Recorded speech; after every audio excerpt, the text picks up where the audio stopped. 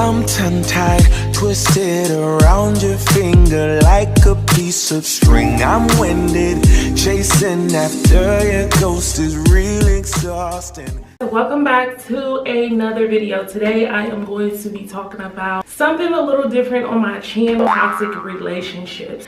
I myself have dealt with toxic relationships more than half of my life. I was not able to identify that some of the people in my circle was actually toxic. I kind of believe this is just something you had to deal with, and I just couldn't let people go. How do you let go of your close family and friends? Over the last 2 to 3 years, I have literally been letting go, setting boundaries with people who didn't mean me good. It was very hard. Recently, I just had to let go of a close family member who just didn't mean me no good at all. After several attempts of failing to make a relationship with this person healthy, I just decided, okay, I'm done. I'm gonna leave it alone. What is a toxic relationship?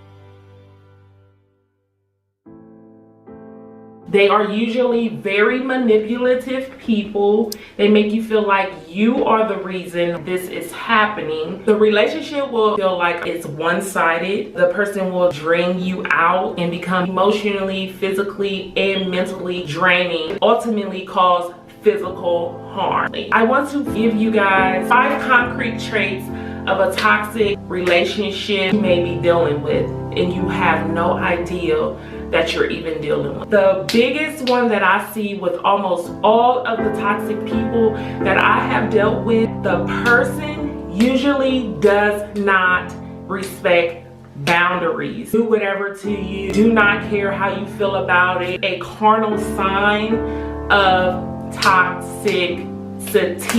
You tell the person over and over how you feel about something, how they are hurting you or they're making you feel a certain kind of way, and they continue to hurt, drain, or harm you. Red flag, toxic person. The next one I want to touch on that is also one of my carnal signs. They almost like thrive off of dramatic situations, and they just simply know how to create conflict out of nothing. It doesn't even have to be nothing big. They will just blow it up as big as it possibly can get. Toxic people will stir up the pot just to see what happens. Never about solving the problem. They want to actually escalate the problem. Even if the other person is not cooperating in the drama, they're just making drama for themselves. So instead of farting and saying, excuse me, they're gonna fart, spread their ass cheeks, fan the fart all over the room, and then shit on themselves. I'm just saying, they make little things out. It's just like dramafied, and that's how you can tell that you are really dealing with a toxic person. Instead of coming to you and say, hey, this hurted my feelings, they're gonna do something to you to make you hurt as well. And when you bring it to their attention, they will usually like downplay it and make it seem like you're making a big deal of something that's not really happening. For an example, I've dealt with a close family member. I had to cut them off of social media, block them from my phone. They have no way to contact me or show me, you know, their toxic traits. They started befriending people on Facebook that they don't know, trying to befriend people that they know I associate with, but they don't know anything about. Try to befriend people that they usually don't talk to, but they know I am connected to them, to just get information on what I'm doing or what I've been up to. Like, they have to suck you in, and they try with everything they got. That is another red flag that you are dealing with a toxic person. Last but not least,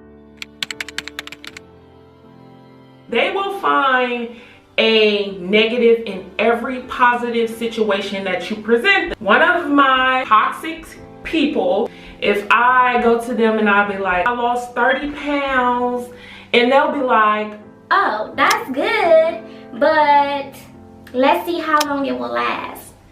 Toxic as hell. Like, nothing you present to them will be good enough to just be like, okay, yeah, girl, that's, you go, girl, keep it up, keep up the good work. No. A toxic person will not be able to handle you doing anything great. The first thing you want to do to end the cycle, create a private setting. Tell them, this is what you're doing to me. I do not appreciate this. I think is disrespectful. This hurts me. Be like specific of what you're talking about. Demand a apology from them. Also, you are not dealing with this behavior. You must put a stop to it. The second thing you have to do is create boundaries. Keep your relationship with them kind of like on a superficial level, which you are not spending as much time with that person that you usually do.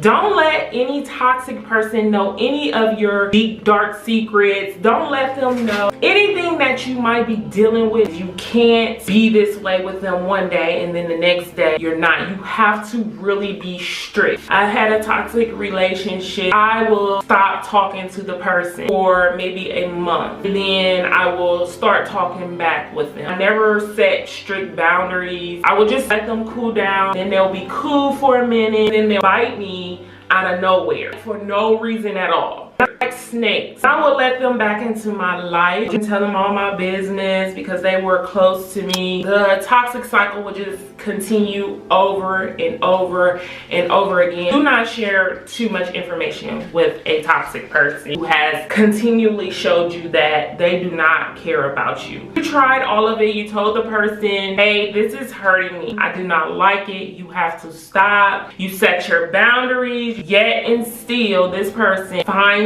a way to hurt you. I recommend that you cut this person completely out of your life.